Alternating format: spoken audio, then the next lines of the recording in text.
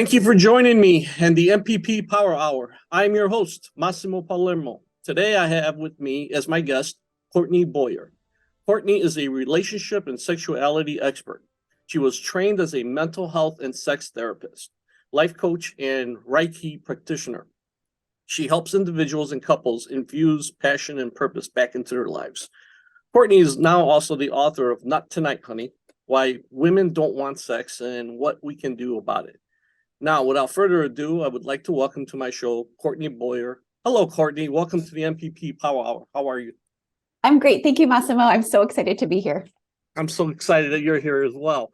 I hope I said that right. Reiki practitioner? Reiki. Okay. Reiki. It's close enough. Yep. Okay. So anyway, well, thank you again, once again, for joining me and the show today. And so, as I mentioned, you're a therapist as well as an author. So why don't you tell us, tell the audience about you, Courtney, who you are, what you're about, and kind of let's get started. Yeah, great. So I'm originally from Seattle, Washington, and I grew up in Western Washington, just south of Seattle, and grew up in the evangelical Christian church there and was really involved in the purity culture, which is this idea that you pledge to be sexually abstinent until marriage, and then you get married and sex is supposed to be great. So I grew up a lot in that. And then I moved to Spokane, Washington, and did my undergraduate degree there. And originally I thought I was going to law school and going to be a lawyer. And then I quickly disappointed my parents because I realized that actually I wanted to study sex instead. So it's interesting you say that, Courtney, that you wanted to originally be a lawyer, because originally I was going to school to become a lawyer. And then, really? Yeah. So that's awesome. Funny. Yeah. Unfortunately, I just didn't, I veered off into a different career. But anyway, we'll continue. Yeah, no, I mean, what parent doesn't want to hear? Like, guys, I don't want to go to law school. I actually want to go study sex. So that's what I did. I went to graduate school and I got a master's in education in human sexuality. And I worked as a sexuality educator for just a couple of years, and quickly realized that people just were drawn to me to talk to me more about a lot of the issues that they were facing. I got a lot of questions around, is this normal? A lot of feelings of like just sexual brokenness and confusion. And so I was like, I'm going to go back to school again. And so this time I went and got a master's in mental health counseling. And from there, I opened up a mental health and sex therapy practice and worked with a lot of people who also grew up in the church, people who were really steeped in religion and really struggled with sexual shame, a lot of sexual dysfunction, marriage issues, a lot of communication stuff, and just a lot of misunderstanding about their bodies and pleasure and all of it. And so then my husband is active duty military. And so we moved quite a bit. And a little after I had opened my practice and our third kid was born, we were transferred by the military to Texas. And so I decided to stay at home for a little while and take care of my three kids. And in the meantime, I would still do consulting work and would go and speak to different parent groups, especially those associated with like the church and whatnot. And again, I just kept hearing this message of, what's wrong with me? And am I broken when it came to their sex lives? And that just stuck with me for so many years. And eventually I found coaching, and that allowed me the freedom to not have to be constrained by licensure, because good or bad, anyone can call themselves a coach. But being a military spouse, it's hard to be licensed every few years in different states. And now that we live in Germany, that's a whole different issue. So so I wanted to offer women some insight and some wisdom and some encouragement as to really why they don't want sex. And so that's what led me to write this book. Okay. And this book that you were just referring to. This book. I'm about to show it on screen here. Oh, okay. I want to show the audience. This is the book. You see it, right? Oh, yay. There's me. Yeah, there you are. Not Tonight. So, so this is the book that led you to write to your book after all your experiences with patients and couples and whatnot, correct? Correct, okay. Yes. Yeah. So yeah, let's talk a little bit about that. So I was reading your website, about Okay. you and your background, Okay. and it sounded like you personally also had some of your own, experiences Mhm. that kind of, led you to, the answers, I guess. I don't want to say Yeah. you have the answers, but I mean, obviously you're a therapist, a coach that, are going to be able to help people out. What do you think is the biggest issues, or is it like the most common one? Is it really mostly religion that's kind of like the blockade of most people's um, confidence or and whatnot? Yeah. You mean like, so you can, what do you mean? Like Yeah, in terms of like their like confidence in themselves or? confidence in themselves, confidence in wanting to enjoy sex and all that. Okay. I don't know Yeah. if it's separate. But you're the expert, so I'm going to leave you to. Yeah, I mean, it's multifaceted. One of the things, because a lot of people will ask me this, okay, so why don't women actually want sex, Courtney? They Right. want this really succinct answer. And what I've come to like the conclusion of is that as women, we have received millions of micro and macro messaging that we're too much, too loud, too bossy, too demanding, that we take up too much space, while at the same time, we're told that we're not enough, we aren't thin enough, we're not pretty enough, we're not experienced enough. And in that process, that we disconnect from what we think is holding us back. And for a lot of people, that's our body for women. And so because we believe that she's the reason, we're perceived as being too much. And so when we divorce or disconnect from our bodies, we divorce ourselves from our sacred beauty and also from our inherent wisdom and just this incredible magic that we have within us.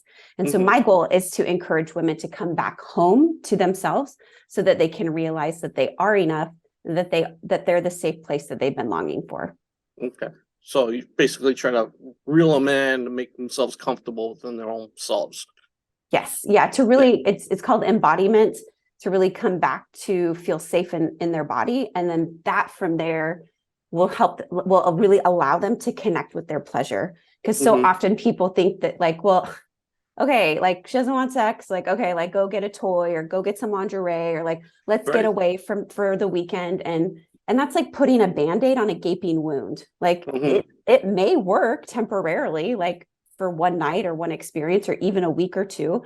But unless a woman feels safe, and I'm not talking necessarily physically safe, like with her partner, I'm talking about feeling emotionally safe in the relationship, but also safe in herself. None of that Mm-hmm. stuff works. And that's why Mm-hmm. those are short-term solutions. Sure. And in the longer term, she might feel safe. Would you say if she has a good open communication with her partner as well? Yeah, I mean, I'm a huge fan of communication. I think that you can't go wrong usually with open communication, Right. but a lot of times that's just not a skill that people are taught. And if that's not modeled for you, you don't know how to effectively communicate. But Right. also, I have a lot of women where they'll sit across from me, even just like virtually, right? I do a lot of Zoom sessions with clients all around the world. And Mm-hmm. I'll say, what do you want? And they're like, Mm-hmm. I don't know. Like no one's Mm-hmm. ever asked me what I want. I always put everyone else's needs before my own, or it's never felt safe for me to pursue what I want.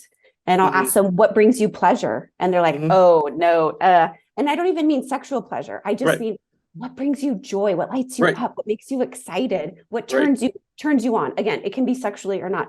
And they Right. don't know how to answer that question. And Right. so how can you even be really present and be able to communicate to your partner how you want them to touch you or what feels good or that you're turned on when you don't even know those basic answers? Right. Yeah. Yeah. And I think communication is a huge factor, and not just that, not just in sex, but in life in Yes. general, right? Because I, Yes. I find it like growing up when I grew up, you had to know how to talk to each other. You had to pick up the phone and talk to somebody. Yes. Now Yeah. today, now today people are Yeah. texting Yep. and emailing, or first it was email, then texting. And Yeah. so I think a lot of people, we've lost the art of communication. Absolutely. I really Yeah. believe that. And this is why I'm doing what I'm doing as well, because I feel like people aren't talking, and they've lost that art. And I want to bring Yeah. to the platform where people are listening and talking. Yes. You Yeah. know, just bring it out there to people watch and see. You know, hey, you know what? You can talk to people. It's okay. Yes. You know, Absolutely. yeah. And people So, have such rich stories to share. Like if we mhm, just take the time, like you said, to just really be, I mean, we're like TikTok 3-minute videos feel long. And right. so the idea of sitting and really like listening and opening up yourself to someone else's journey and their story, like, man, that is such a gift that I get to do like professionally. Mhm. And even these types of opportunities I love because there's so much um, power and so much beauty that happens when we communicate and converse with people in settings. So Right. I yeah. mean, yeah, I mean, it's always for me, like me, it's like, okay, what do people like? What do people, what do people want? Even with just friends and family, it's like whether it's, a barbecue, and I always like for example, if I have a family barbecue, I'll say, hey, what do you guys want? What do you guys want to eat? It's just that Mhm. simple communication, Yes. Yeah. just little things, and it's the little Yeah. things that'll help the communication. It's not hard to Absolutely. communicate. I just it's kind of crazy. It's a lost art, like you said. We're all in Yes. such a living in this fast-paced life, and we all want an answer within 60 seconds. Yep. You're just not going to get it, right? Yep. Yep. And Courtney, would you say that not everyone has the same problems? Everyone is different as far as their issues that they're having about sex. Yeah. I mean, I'd say there's some like surface level issues that different, people come in for different reasons, but there's some core wound issues that are pretty common. A lot Mm-hmm. of the beliefs of like, it comes down to like, I'm not enough, I'm not Mm-hmm. lovable, and I'm not Mm-hmm. worthy. Those are like the Mm-hmm. top three, I'd say. And a lot of times people will say, of course I love myself, Courtney. Like, why would you say that? Right. But the thing about people that they don't realize, like I will tell you a little secret into how I like understand clients better, is I can understand the beliefs that they have about themselves and this world by their behaviors. So if they tell me that, of course I love myself, who doesn't love them? Of course I want good, I think I'm worthy of good things. And yet they are numbing out with alcohol or Netflix all of the time, right? Hey, I like a glass of wine and I enjoy watching, some Netflix, but I'm talking consistently, like this is where it becomes, problematic because they're not allowing themselves to feel, or they're not engaging in social activity to, be a part of this world, or they'll overeat, or they'll overwork. That's one that's really celebrated in the US a lot, is this, Mm-hmm. like, well, I'm successful. And it's like, yes, because you work 100 hours a week and you neglect all the other Everything areas of else. your life. Right. Yes. Yes. But we celebrate that because then you have a lot of money or a lot of big house and anyways, Right. but so I can tell from the behaviors what those beliefs are about that person, and that really allows me to get to the issue faster Mm-hmm. than people coming in, because a lot of people don't realize what their problem is. It's like, this is what I think my issue is, and I've been doing this long enough where I'm like, yeah, okay, yes, that's like the symptom, but let's get to the root cause, and that's Mm-hmm. the disease that we're treating. Right, right. And do you find it easier to treat the disease, the root cause, more easily with one-on-one with just one person, or as a couple? Maybe which one do you think is better? Is it to work with a Um, couple? yeah, I think it depends. I'm always a big fan of people doing their own work and bettering themselves so that they can become a better partner. Usually when I work with couples, a lot of it is around that communication. It's like, hey, we need to establish some basic safety, not usually physical, like abuse safetiness, but just emotional safety. Like, this is how we're going to communicate. This is what boundaries are. A lot of, especially in this, I want access to you all of the time, I'm going to text you and I expect a response back. Like, we don't have boundaries, right? Mm-hmm. We expect people to respond now, and we expect to, right, have everything so quick. And so when someone doesn't do that, that makes us uncomfortable. Right. And so, Instant gratification. yes, we want it yesterday, right? We want Yeah. our Amazon Prime yesterday. Right. And so that's something that I work with clients on, or couples on, are those communication, those boundaries, those safety types of issues. So I guess it just kind of depends on what their goal is. Usually when I work with individuals, they feel this disconnect. They're like, they just feel like stuck, like something's not working anymore. I'm not inspired. I'm not like that passionate person that I used to be. And usually with couples, it's like, we're about to get divorced. So can you help us? So you're almost at the very break-in no, I am. point there. I am literally the last phone call or email that they send before the divorce lawyer. So that's always fun for me because I'm like, guys, we didn't have to get here, and we could have prevented a lot of this had you come to me a few years ago. Yeah. Right. And have you been able to save the about to turn divorce? Have you been able to save them? Yeah, so that's a great question. So here's the disclaimer that I give to every couple that I work with. The two things I said: one, if you are not willing to put in the work, that like the mental work, invest financially, invest your time, invest your emotion, go ahead and save yourself a lot of heartache and time and money and call the divorce lawyer. Yeah. Can I help save this? Can I help facilitate a change? Absolutely 100%. Like I am super duper confident that, and I always say, I will show up as much as you show up. I will be there, but I cannot do the work for you. So I said, that's my big disclaimer. If you are willing, if you're motivated to save this and to turn this around, it is absolutely possible. But the easy way out is to end the relationship. So if you are kind of done and you're not really wanting to put in the effort, then don't. Right. I can help you get to a place where you want to be motivated, right, to save it. But like, I can only like do so much for you and give you so many tools. I do always, the second disclaimer is, if you are apathetic, I cannot work with that. So people think that the opposite of love is hate, but I think the opposite of love is indifference. And so if I have one of the partners come to me who's like, I just don't really, I mean, he's a great guy. I want him to be happy, but like, I don't care if we stay married. Like, I can't work with that because there's just not that motivation to be like, yes, I want to be in this marriage. Hate, anger, resentment, girl, I can work with that all day long. Yeah, that is something that's easy to fix. Yeah. Yeah. Well, it's easier. Right. But Well, getting someone to buy in, I have to convince you to buy in. I'm going to have to try. I won't be able to convince you to do the work. And you have to do the work. It's like working with a personal trainer for an hour a week and expecting to like have 6-pack abs like a month later. It's just not going to happen. You have to go to the gym yourself. You have to pay attention to what you're eating. You have, there's other steps that you have to take. And we create that plan together, but a lot of people just want, and I do too, right? I'm the same way. I'm like, I go to my therapist and I'm like, oh, I don't, why do I have to journal? Why do I have to meditate? Right? Why do I have to do all of these things?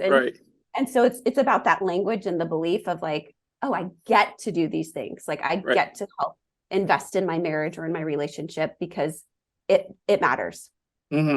Yeah. I mean, you said it perfectly. Love and hate. You hate somebody or love somebody, there's emotions involved. But if somebody doesn't have interest and doesn't care, there is no involvement. There is no interest. So yeah, you're absolutely right. And you're right. You have to put in work into it. It's like, people, I speak I speak Italian, and people ask me who are non-Italian speaking, hey, can you teach me Italian? Well, it's not that can I teach you? The question is, are you willing to learn? I mean, I can only teach so much because it's not it is teacher, but it's mainly student. 100%. Got to willing to learn to do, just like you said, you got to be willing to put it into this treatment, right? To fix it, right? It's interesting you say that because so I live in Germany and I still am trying to learn German. I am not good at it. Good luck. It's freaking hard. Oh my gosh, so hard. And that's something, because you have to practice. You have to, in order to learn, you can't just retain it. You have to like do the work and speak it. And when you're speaking a non-native language, that requires a certain vulnerability to be like, I'm going to sound like an idiot. I'm going to say it wrong. The accent's going to be wrong. The adjective or whatever, the article, die der das, right? Like, it's going to be wrong. And so that subjects me to judgment. So I absolutely have so much compassion for my clients who are like, I'm not used to, and I especially see this with men, I am not used to touching into that emotional intelligence, or my emotional intelligence toolbox is pretty much empty. And that requires a lot of vulnerability for them to open it and start to try to put tools in there. Yeah. Yeah. I mean, like I said, and the other thing is people have to, when they go to someone like you, they're going to have to be open about it. Like maybe there is something wrong or you're doing something wrong to help to fix the issue. Right. Yeah. That also probably the most difficult for people to take that block. Like there's nothing, I didn't do anything wrong. Yes. It's not my fault. Yeah. Is that also a big block? Yeah. Well, it's funny because I'm a very, like, sometimes I like to use humor. I don't like to take life too seriously. And even though I deal with really hard, like trauma and abuse and like really just intense things, I still think that there's an opportunity to use humor to also like not diffuse certain situations, but just kind of like, again, when it's appropriate. But one of the questions that I like to ask is like, when I do get resistance from clients wanting to change, they're like, no, it's going fine. And I'm like, you're talking to me right now. Like, how is that working for you? Right. Like, if it was fine, you wouldn't need me. Right. And yet here we are. So I think that it's that reminder that like, that no, like I don't always have the answer when I go to my therapist or I work with my coach. Like, that's why we're there. We seek expert advice. We know when we are at our limit. And I think that's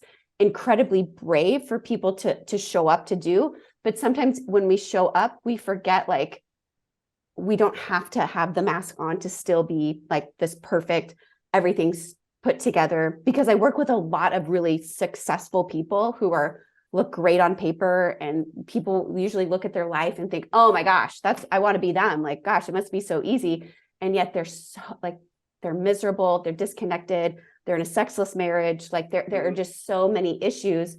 And so they come to me and they want to, be the successful person and I'm like, you don't need to pretend with me. Like, save yourself time and money. Like, let's just be real. This isn't like, you're not happy. So let's figure out how to get you there.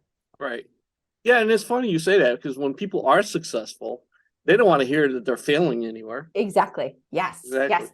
Because when they hear that they're failing, they think that they're a failure.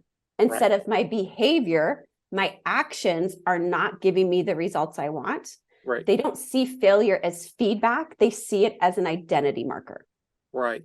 And I found that a lot in my own experiences as a manager, outside of writing and podcasting here, having teams and giving them criticism and people thinking to themselves, there's nothing wrong with me.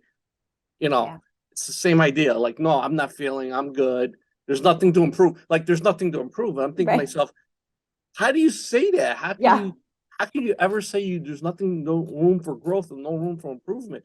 Even at the level I'm at, everyone should have that room for improvement. Right. No matter what, no matter how good you are, you can always do better. So yeah, that's exactly it, right? I mean, that's that big block. Once people are able to like open up and realize, I gotta improve, I gotta work on it. Yeah, I think that's a road to a road to at least improvement, or maybe some success in that. Yeah. Well, and two, going back to what we just talked about, is like that requires vulnerability, because it requires me to open up and say, I don't have all of the answers. And if I don't have all of the answers, then I'm not perfect. And if I'm not perfect, then I'm subjected to criticism. And then people are going to really see who I am. And that's not safe, because if they really see who I am, they're going to see that I'm not lovable and I'm not good enough, and go to those core issues. So that's why I see people as hesitant to that feedback, is because it's almost like that house of cards will come crashing down that they've so meticulously built to protect themselves from that criticism.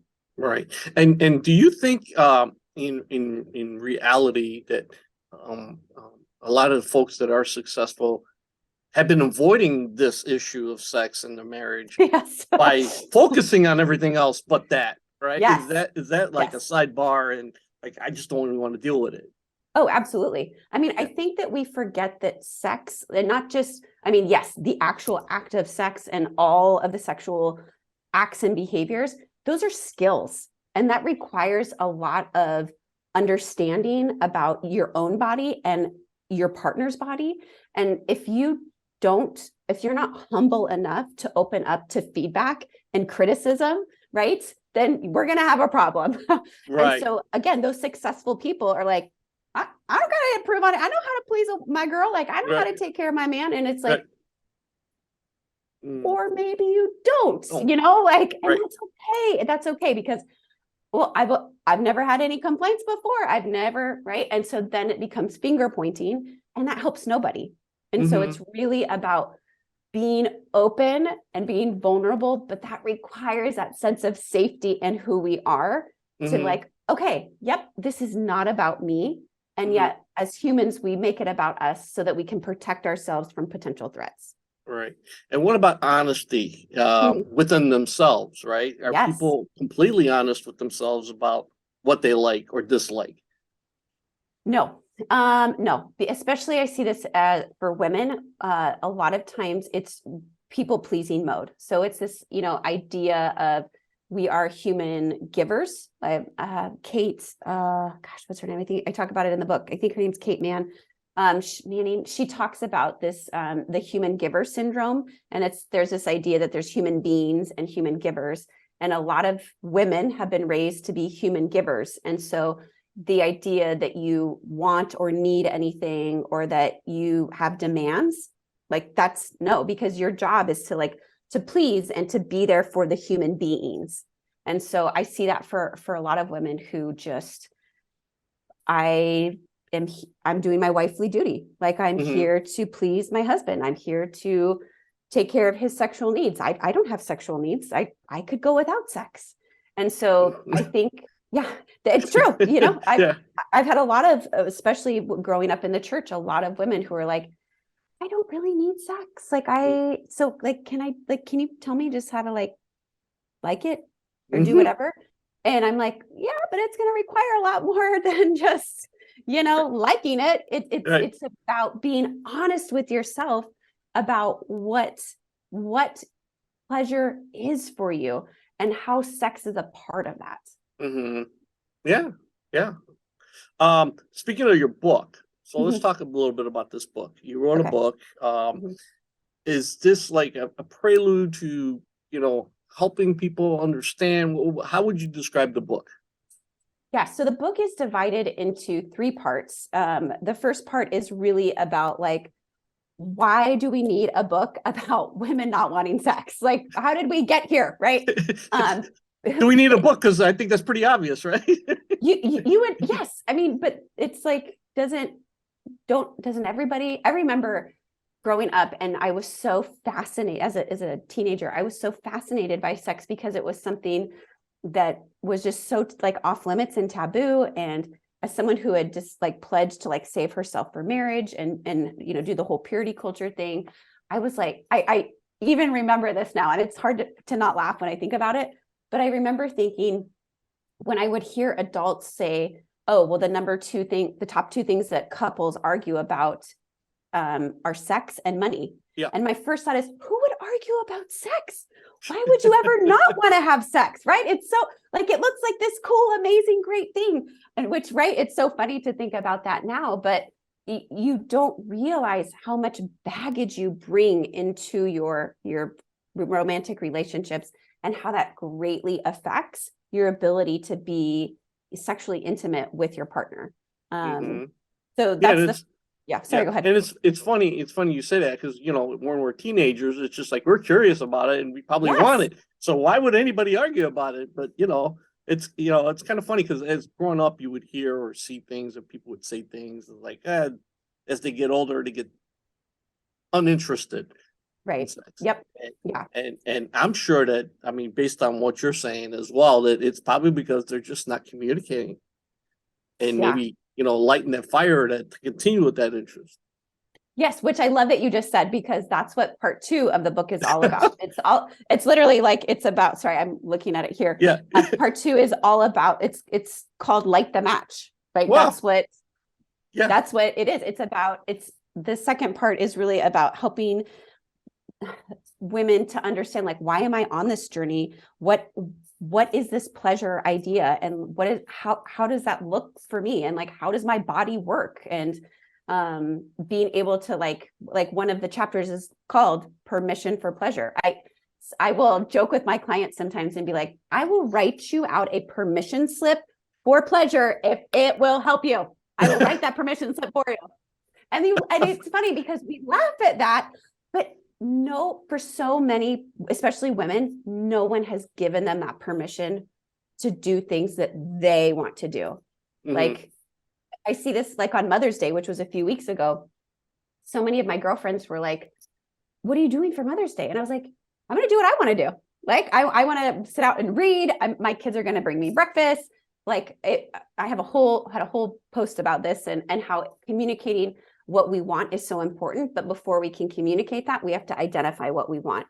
And when I asked them, like, what do you want to do for Mother's Day? They're like, I mean, we're going to go on a hike and we're going to go to some restaurant. And I was like, is that what you want to do? And they were like, I guess. And I'm like, no, you're not. Tell me, like, what do you? And they're like, no, I want to be alone. I don't want to cook. I don't want to parent.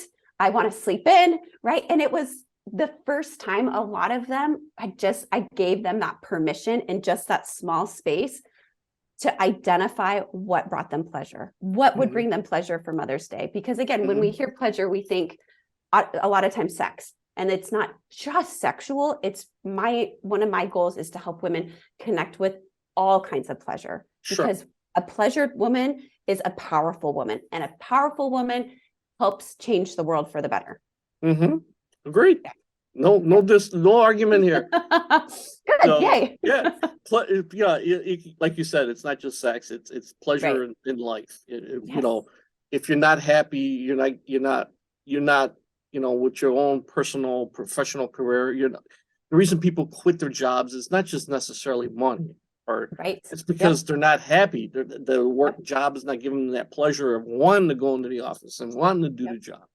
Exactly. It's the same thing. Yeah. Yeah.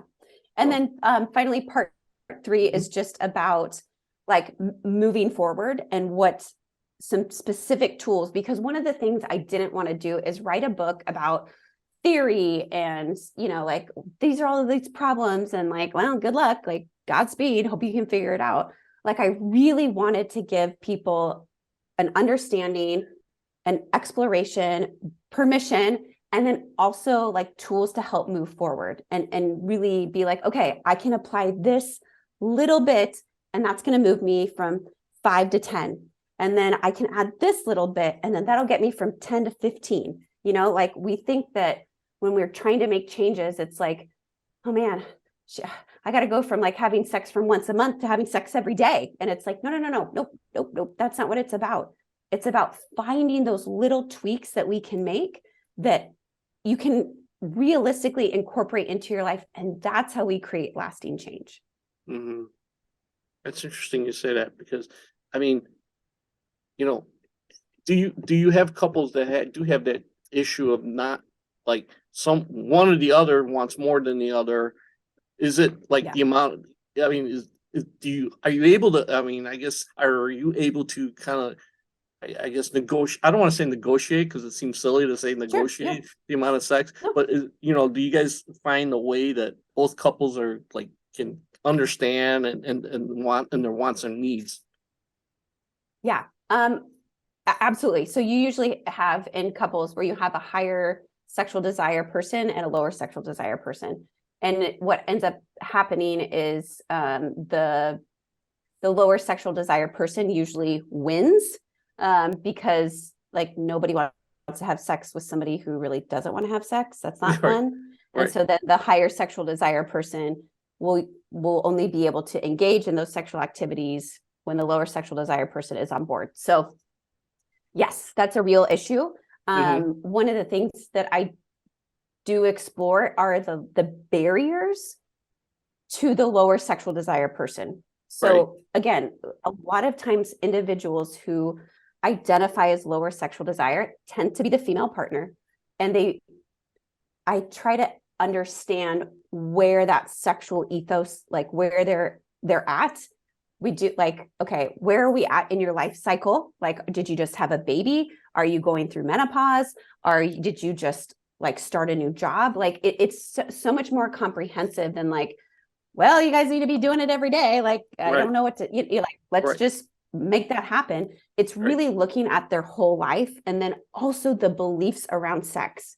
So I remember talking to one couple and it was the male partner that was talking to me, and he was like, yeah, like my girlfriend's just really not, she just doesn't like sex that much. She's only 26 and I just don't get it. And I'm like, I know what, I'm going to buy her a vibrator. And I was like, okay, I think that's okay. I appreciate your effort. I appreciate you like wanting to, but maybe we could start as to what's preventing her, right? This whole the brakes is what I call it. So a lot of times people will think that if I push down on the gas, the toys, the lingerie, the weekends away, the flowers, the romance, if I push on the gas hard enough, then they'll respond to the sex, right? That will get the lower sexual desire person turned on.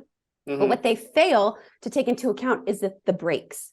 Is that the brake? If you've ever tried to drive a car and you push the brake and the gas at the same time, what happens? It's not going nowhere. No, you're not going nowhere, right? The brake will always win. Right. So if she is afraid that the kids are going to walk in because of whatever reason, right? She's not going to want to have sex. So no amounts of lingerie and toys are going to push that brake up. Right. You know what will? Communicating that she has that brake. So let's find a solution for that. Right. But we don't think about the whole like issue. And a lot of times the lower sexual desire person doesn't either, because they're so focused on there's something wrong with me physically. There's something wrong with me mentally. I must be broken. And they assume that it's them. And that's really what, gosh, this message about what I want women to understand is that it's not like, it's so much more than that. Yeah, interesting. Because little things like maybe the walls are thin, and maybe they're afraid people will hear. Kids will hear them, or like you said, the kids might walk in on them. Well, maybe it's time to get a lock on the door or something, right? Right, which sounds so silly. Like, obviously, duh. But if you're not communicating that, or you're so overwhelmed, and you're like, God, sex is just another thing that I have to do. Like, okay, like let's get this over with, right? Like, you're not motivated to be a problem solver. You're just putting out, like you're not interested in being a part of the process because it's just another thing on your to-do list. And a lot of times you're not getting anything out of it. Like the orgasm gap in heterosexual couples is so ridiculous. Like men typically, like sex ends when a man orgasms, like which most men, it takes between 3 and 7 minutes for them to orgasm. For women, it takes between 10 and 17 minutes. So do you see the time gap? Like that, that's a real orgasm gap. I always suggest, I'm like, what if sex ended when the woman had the orgasm? And not that sex has to be orgasm based, right? It can be pleasure based. That's another chat. But it's funny because men are like, what? Wait, what? But some of them are open to this whole idea of her coming first, which I really appreciate. But it's so interesting how like, I got what I wanted, I'm done. But now I wonder why my partner never wants to do this with me. And they see it as a chore. Because she's not getting anything out of it, right? It's not fun for her. Like she's not getting the pleasure because you're not putting in the work of the 10 to 17 minutes that it requires for her, to have, Yeah, I get it. I totally understand. I mean, there is that, like you said, there's the gap, and so the man has to think about it. I mean, that's interesting. You said 10 to 17 minutes. I mean, is that based off a lot of studies too? I mean, yeah. Interesting. Okay. And that's once women are aroused. Right. So that's not even like. That's not from the very start. Right. Yes. Right. So like. You got to put in the work, right? And like, if you see it as like, then you shouldn't be doing it, right? Because you are approaching it right? I get there's quickies, and yes, I'm being silly, but at the same time, like if you see it as a chore, how do you think your partner feels when they are showing up every time and leaving unfulfilled? Mm-hmm. I get Like it. Yeah. you're not doing her a favor. We're her, and again, I realize this is very heteronormative, but like you're yeah. So No, it's no. I mean, like I said, sex is a funny topic, right? And it's like yeah, it is. probably the number one topic that people, get their attention on besides money, right? Money and sex Yep. are like the top two things that people search and people talk about and so on and so forth. But yeah, so yeah, so if once men realize that maybe a lot of men don't even realize how long it takes a woman to I orgasm. know. So maybe a lot of men might realize that might help out with their own situation. And again, Yeah. people Well, have to and also care. the Yeah. yes. And also the break in the gas thing too, like, Mm-hmm. which is one of the things that I've actually been really surprised about. When I wrote the book, my audience was women. Like I write it to women, but I've Mm-hmm. had so many men who have bought the book and who have been so appreciative of the insight and wisdom from it, because Mm-hmm. I talk about the orgasm gap. I talk about the 10 to 17 minutes. I talk about the breaks in the gas. And so but no one teaches you that, right? It's not in porn. It's not in the movies. Like it's just, these are concepts that, and so much of what we see in studies reveal that sexuality and the way it's presented is based on how a man responds. And so, of course, men think women are like smaller versions of men, and you're going to respond the way I respond. So why aren't you orgasming just off of vaginal penetration in 3 to 7 minutes? Well, most women don't orgasm through vaginal penetration. Majority of women, it's like 2/3 of women, maybe a little bit, yeah, a little bit less, require clitoral stimulation to orgasm. Not just so like know what you're working with here, right? Like, can Right. you identify where the clitoris is? Like, just like basic knowledge. It's not just like ramming it in there. And Right. that's what right? That's what's modeled in a lot of porn and a lot of movies and stuff. And nobody has these conversations of like, how can I be a better lover? How can I Mm-hmm. bring pleasure to my partner? How can I communicate? Like, no, couples, a lot of them don't have these conversations. What turns you on? Do Mm-hmm. you masturbate? Do you Mm-hmm. watch porn? Like, Mm-hmm. do you have previous sexual traumas? Like, those things are just a little bit of the things that impact a person's sexual experience and their ability to show up fully present, embodied, and ready to connect with each other. Yeah. I mean, that's just.